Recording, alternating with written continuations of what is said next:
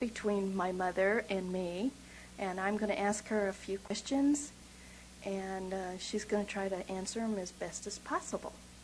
And this is going to be about her life, and this is dedicated to all my grandchildren, so they can hear this when they want to hear about Grandma. Hi, Mom. It's nice to have you here. The first question is, when were you born, where at, and what was your mom and dad's name? I was born 1915 on Grand Avenue in Sioux City, Iowa. Paul McKelvey and Hazel McKelvey. Her maiden name was Rochester. Robert E. McKelvey and Grace McKelvey. Her maiden name was Patrick. Ohio.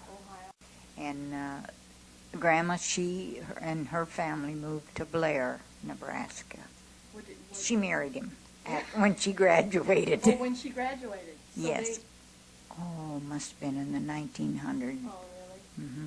And that's when they lived on Grand Avenue. They lived there, and so did Dad and Mother. Oh. Well, I believe as far back as I can remember, he was working for, he was on the streetcars. Mm-hmm. And then he went to the gas company. Oh. And he worked in IPS for 35 years. And before he retired, he was a custodian. For you, when him and Hazel had divorced each other, had separated? The closest I can come to it is around 9 years. Right. I just raised Bob. Lois and Vernon went to Mother. Oh, really? But Bob and I lived with Dad. Okay. Well, Mother remarried. After Paul? Yeah, after they got a divorce. Uh-huh. And she went to Chicago. In fact, it was Cicero, Illinois. Oh, really? And he was in a lumber yard, is what it was. And they had a house in back of the lumber yard. How I know, I went there to visit one year. I must have been 10, 11, something. Dad said, no, you're not going to get all four of them. I want Bob and Pauline. Well, did eventually Aunt Lois come and live with you guys, or did she stay? Yes. with No, she'd run away from home and hitchhike. And hitchhike from Chicago all the way to South Dakota? Yes. Oh, my goodness. Yeah. Now, talking about hitchhike. When you were older, didn't you hitchhike somewhere? The four of us girls hitchhiked to the World's Fair. Oh, for Pete's sake. How old, can you remember how old we were then? Well, I think Marie and I was about the same age. We was about 16, 17. And Lois would have been 16 back 3 years, and then she was about 13. For Pete's sake. And did you go all together, stay together, or did you separate? We separated when we got to into Illinois because we didn't seem to get you right, so we separated, and Marie went with me, and Lois and Dorothy went together. Oh. Well, Marie and I had caught a ride with some fella, and this fellow, I guess he thought we was dummies, and he stopped, he detoured, and he stopped, and he said, well, I'm tired. I think I'll get out and rest. So we went with him. We sat out on the ground for a little while, and we thought it was funny. So I told him, I says, we want to get back on the highway. He didn't say nothing. I said, listen, there's two of us, and we weren't little. We were good-sized girls. So you better get us on the highway or you're going to really get it. I don't know if we scared him or not, but he took us to the highway. And did he drop you off there or take you the rest of the way? Or? No, he dropped us off as soon as he hit the highway. The four of us was out that night. I think we had gone to a dance at Grabby's Park. And we got Where is this Grabby's Park? Where was that at? No, it was in Stevens. Oh, originally North Sioux City. Yeah. And we got to talking. And I don't know, foolish kids, I guess. And we said, let's go someplace. And we run into 3 young boys in a nice car. And we got to talking to them. We mentioned, let's go to the World's Fair. Well, they took us. They took us at the border of Iowa and Chicago.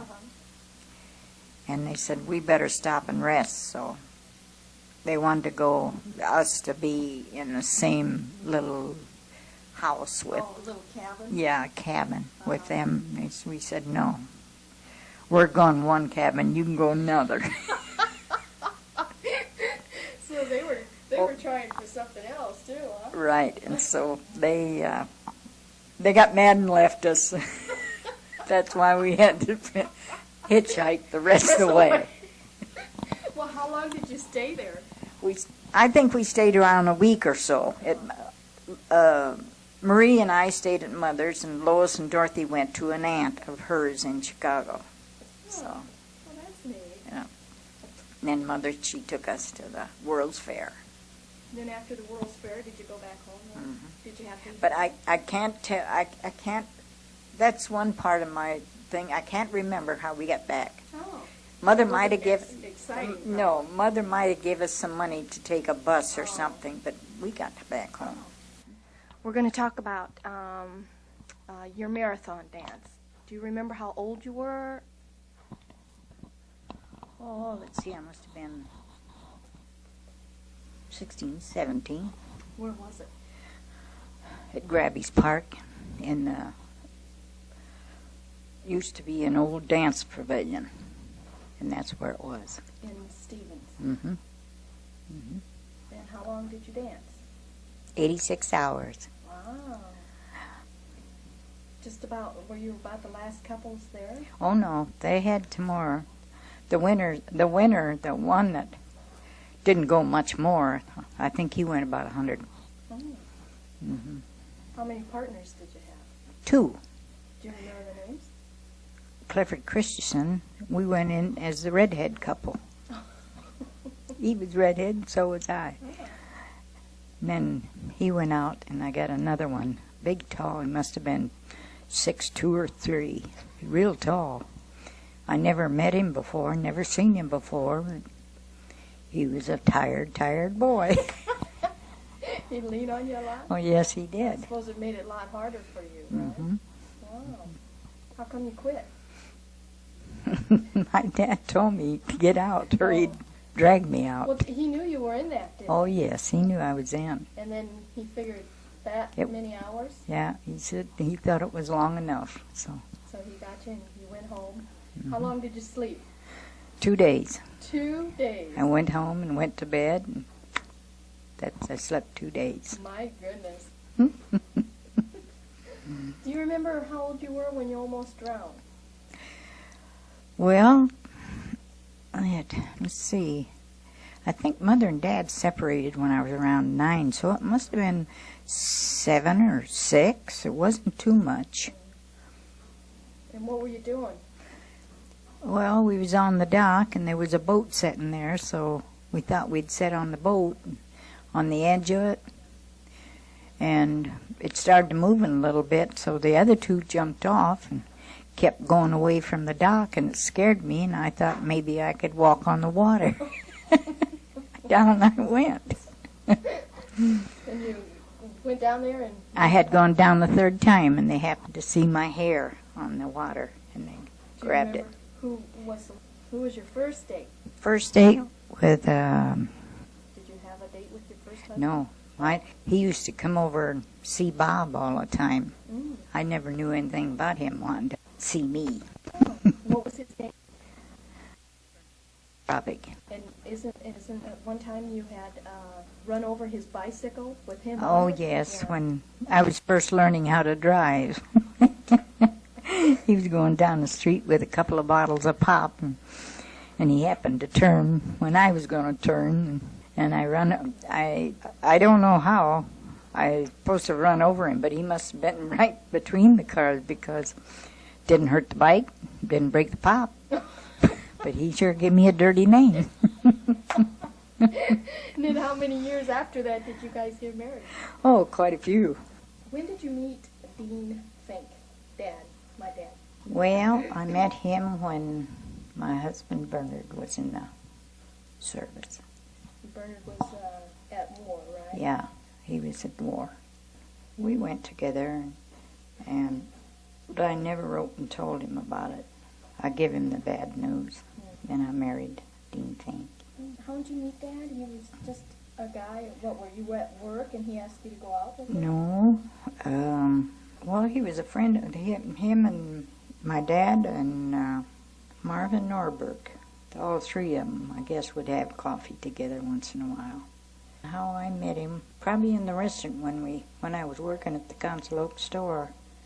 I'd go with the restaurant and eat, and he asked me out. And when my husband come home, I told him I didn't want to live with him no more and wanted a divorce. We both got our divorces on the same day. You had a son by a Bravik, right? Mm-hmm. Snooks, right? Mm-hmm. His real name is, I always call him Snook. Paul Bravik. So I had a son, and I got 3 lovely daughters. Yes, by all means. Yes. After 3 lovely daughters. And he had 2 sons, and then I had my son, Snooky. And he lived with his dad. Bill stayed with his mother for a while, but Barney stayed with us. And then in time, Bill had gotten married and started a family, and he moved out there where we were. So him and his dad and Barney, all 3 worked together for a while. In the station. Station and restaurant. Didn't the restaurant burn down one time?